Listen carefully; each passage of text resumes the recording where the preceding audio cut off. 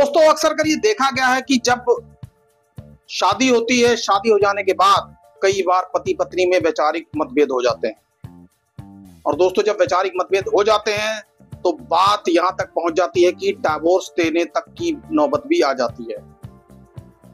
और दोस्तों चलिए खैर डिवोर्स की बात तो हम बाद में करेंगे या अगले किसी वीडियो में करेंगे, लेकिन होता क्या है जब पति पत्नी के बीच में झगड़ा होता है तो कई बार देखा गया है कि पत्नियां लड़कर मायके चली जाती हैं, या कई बार गलती पति की होती है और तो कई बार गलती पत्नी की होती है। अब दोस्तों आपसी झगड़े कई बार अदालतों तक भी पहुंच जाते हैं। अब दोस्तों अदालतों तक जाने वाले ऐसे कई सारे मामले होते हैं, जैसे डोमेस्टिक वायलेंस के केस, 498 के केस, CRPC 125 के केस और दोस्तों हिंदू मैरिज एक्ट से जुड़े हुए केस। लेकिन दोस्तों अक्सर कर आपने ये सुना होगा कि पति पत्नी में झगड़ा हुआ और पत्नी ने पति के ऊपर खर्चे का केस लगा दिया। अब दोस्तों पत्नी ने पति के ऊपर जब खर्चे का केस लगाया तो लोगों के मन में यही रहता है कि सिर्फ पत्नी ही पति के ऊपर खर्चे का केस लगा सकती है, पति पत्नी के ऊपर खर्चे का केस नहीं लगा सकता।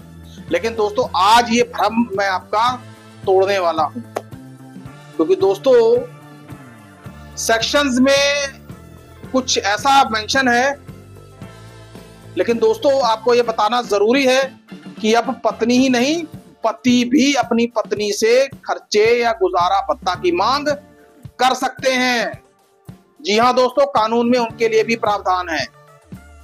ऐसा नहीं है कि खाली पत्नी के ही अधिकार है, पति के भी अधिकार हैं। दोस्तों उन अधिकारों को जानने की जरूरत है। दोस्तों आज हम पत्नी के तो अधिकार होते ही हैं, लेकिन पति के क्या अधिकार हैं, कैसे उसको खर्चा मिल सकता है, कैसे वो अपना खर्चा क्लेम कर सकता है, दोस्तों आज हम इसके विषय में बात करेंगे आपसे। दोस्तों दिल थाम के बैठिए और वीडियो को पूरा देखिए। अब दोस्तों सबसे पहली बात, आज मैं जिस सेक्शन की बात करने जा रहा हूं दोस्तों वो section 24 of Hindu marriage act. अब दोस्तों section 24 of Hindu marriage act क्या कहता है?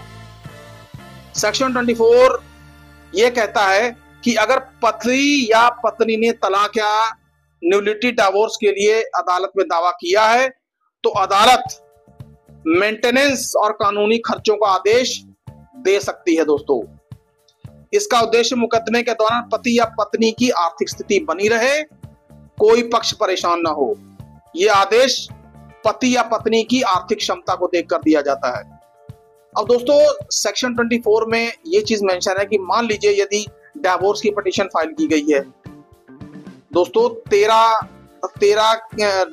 दोस्तों धारा 13(1)(b) की एप्लीकेशन जो है वो माननीय फैमिली कोर्ट में फाइल की गई है। तो ऐसे में क्या होता है कि कई बार स्थिति ये उत्पन्न होती है कि पति की हालत ये नहीं होती कि पति इतना वित्तीय सक्षम हो, या पति की वित्तीय हालत इतनी ज्यादा खराब होती है कि उसको अपने आप को भी मेंटेन करना मुश्किल हो जाए। तो ऐसे में पति क्या कर सकता है? ऐसे में जब वो देखता है कि पत्नी तो कमाने योग्य है लेकिन खुद वो बेचारा कमाने योग्य नहीं है, या मतलब किसी भी तरीके से अक्षम है, तो दोस्तों ऐसे में वो माननीय फैमिली कोर्ट में सेक्शन 24 के तहत एप्लीकेशन दायर कर सकता है। दोस्तों अब दोस्तों जो सेक्शन 24 में जो एप्लीकेशन दायर की जाएगी उसमें माननीय कोर्ट अस्थायी रूप से खर्चे का आदेश दे सकती है।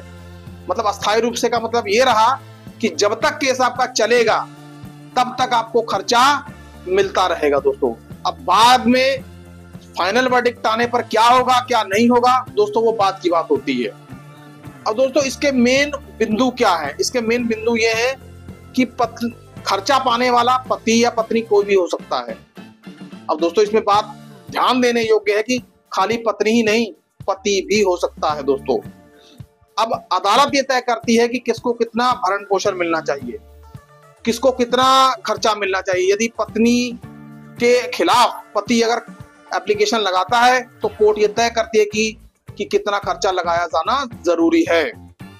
दोस्तों अदालत का ये आदेश अस्थायी होता है क्योंकि सेक्शन 24 में तब तक होता है जब तक एप्लीकेशन डिसाइड ना हो जाए, पूरा केस डिसाइड ना हो जाए। और दोस्तों एक चीज और भी है, लीगल खर्चों के लिए भी अदालत आदेश दे सकती है दोस्तों।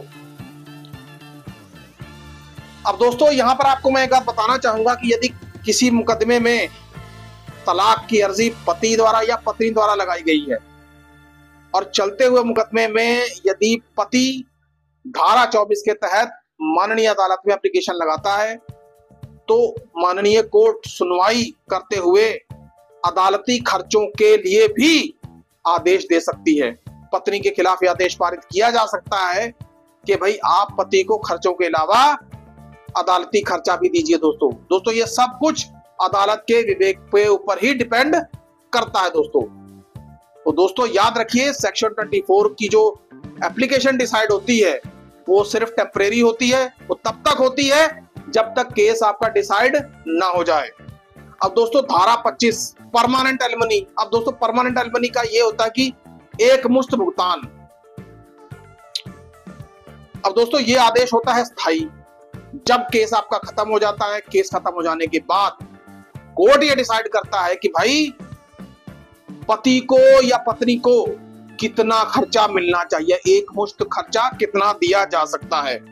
बस इसमें भी बात वही है कि पति की या पत्नी की दोनों की आर्थिक स्थिति देखी जाती है। यदि पत्नी सक्षम है और पति बिल्कुल अक्षम है, या पति कमाने योग्य नहीं है, या पति की ऐसी स्थिति नहीं है कि वो कमा सके या अपना गुजारा कर सके, तो दोस्तों माननीय कोर्ट कई सारे बिंदुओं को देखते हुए ये डिसाइड कर सकती है कि भाई पति को खर्चा दिया जाए। अब दोस्तों कई बार ऐसा होता है कि बच्चे पति के पास होते हैं, तो बच्चों की देखभाल भी करनी होती है, माता दंपति के जीवन स्तर का अनुरक्षण। मतलब यह है कि यदि कोर्ट ये देखे कि भाई इनका मैरिड लाइफस्टाइल क्या था, तो उसके हिसाब से माननीय कोर्ट आदेश पारित कर सकती है दोस्तों। अब दोस्तों ऐसा आदेश दो तरीके से दिया जा सकता है दोस्तों, या तो इकट्ठी रकम दे दी जाए या फिर महीने के महीने भी खर्चा दिया जा सकता है दोस्तों मैट्रिमोनियल केसेस में आपने अक्सर कर देखा होगा कि कोर्ट ज्यादातर मासिक किस्तें जैसे होती है ना, मासिक खर्चा, जैसे किसी को 10,000 लगा दिया, किसी को 5 लगा दिया, इस तरीके के डिसीजन ज्यादातर अदालतें पास करती हैं दोस्तों। अब दोस्तों आखिरकार यहां पर एक बात तो साफ हो जाती है कि हिंदू मैरिज एक्ट की धारा 24 और धारा 25 ये बताती है कि खाली महिलाओं को ही अधिकार प्राप्त नहीं है, पुरुषों को भी अधिकार प्राप्त है।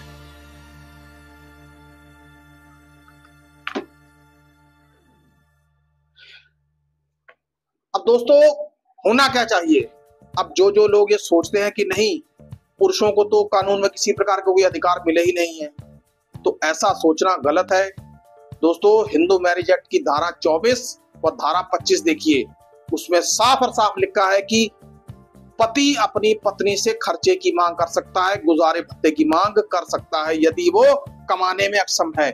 लेकिन दोस्तों सारी बात न्यायालय के सामने आप अपनी कैसे रखते हैं, आप अपने केस को कैसे साबित करते हैं, कोर्ट को कैसे सेटिस्फाई करते हैं दोस्तों, सारा कुछ आपके वक्तव्य पर डिपेंड करता है दोस्तों। कानून जरूर है, सब कुछ है, लेकिन फैसला माननीय अदालत ही करती है। तो दोस्तों आप ये सोच लीजिए या आप ये देख लीजिए, आप ये मानना छोड़ दीजिए दोस्तों। अब आप अपने दिमाग से ये गलतफहमी निकाल दीजिए कि पुरुषों के लिए हिंदू मैरिज एक्ट में किसी प्रकार के कोई अधिकार नहीं है। दोस्तों अधिकार हैं, देखना चाहते हैं तो सेक्शन 24 और सेक्शन 25 देखिए दोस्तों। इन धाराओं को जो नए वकील हैं जो कोर्ट में अभी जिन्होंने प्रैक्टिस स्टार्ट की है, इन धाराओं को देखना चाहिए, पढ़ना सुनना चाहिए, ताकि उनको पता चल सके कि हिंदू मैरिज एक्ट में आखिरकार क्या क्या लिखा हुआ है। दोस्तों आज का ये वीडियो पुरुषों को खर्चा पत्नी से कैसे मिल सकता है, किस धाराओं के तहत मिल सकता है दोस्तों, इसके ऊपर था। आपको ये वीडियो कैसा लगा कृपया कमेंट बॉक्स में कमेंट करके हमें जरूर बताएं दोस्तों। सुखी रहिए, स्वस्थ रहिए, जय हिंद, जय भारत।